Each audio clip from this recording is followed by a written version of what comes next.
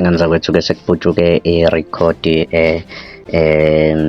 kaThabani Hlatshwayo kanye nomzimba ukhala imali uMvoka Dlamini, lapho bekhuluma khona indaba yesoso ukuthi-ke khona abanganelisekile ukuthi imali kungani yahamba ngale ndlela ehamba ngayo, ukuthi-ke inikezwe ubaba uNala Wamathole njengoba-ke kuyena-ke owayesingathe umngcwabo, kanti le mali imali yesoso. Ngokomthetho imali okwakufanele ize emndenini bese kuNala ema njengomuntu ozoxhasa, ngoba wayethembisile ukuthi yena phakathi komndeni uzoxhasa, hhayi ukuthi-ke konke azokwenza uzobe kwenza ngenkokhelo. So sekukhona-ke manje-ke i-call record erekhodiwe nje, lapho-ke bekhuluma-ke uThabani Hlatshwayo. Abaningi-ke ey'nkundleni zokuxhumana-ke bathi-ke ukusho ukuthi-ke uThabani Hlatshwayo ubephushiwe ukuthi aqhumise le nkulumo ayikhulume,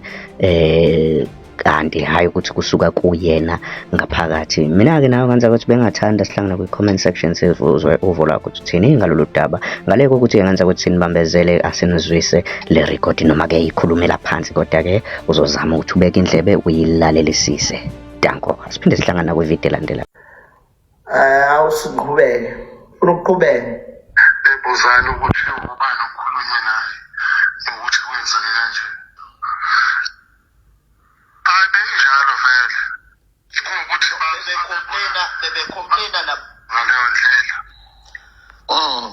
So umuntu engixoxa naye uyedwa, omunye umfo osebenza inkinga makushoniwe Mzimba ufunakalayo madoda.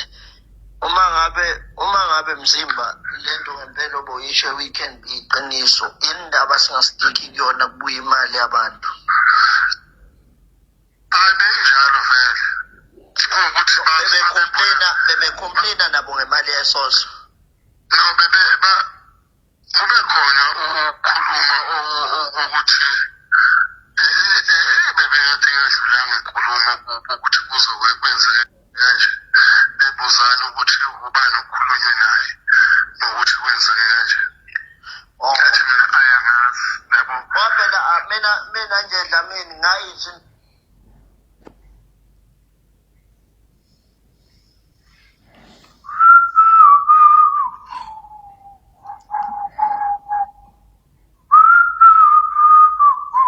Sikuphathele ezishisayo, hlala nomgosi kusukela Monday kuya ku-Sunday. Ungakhohlwa ukucofa subscribe button kule channel yethu.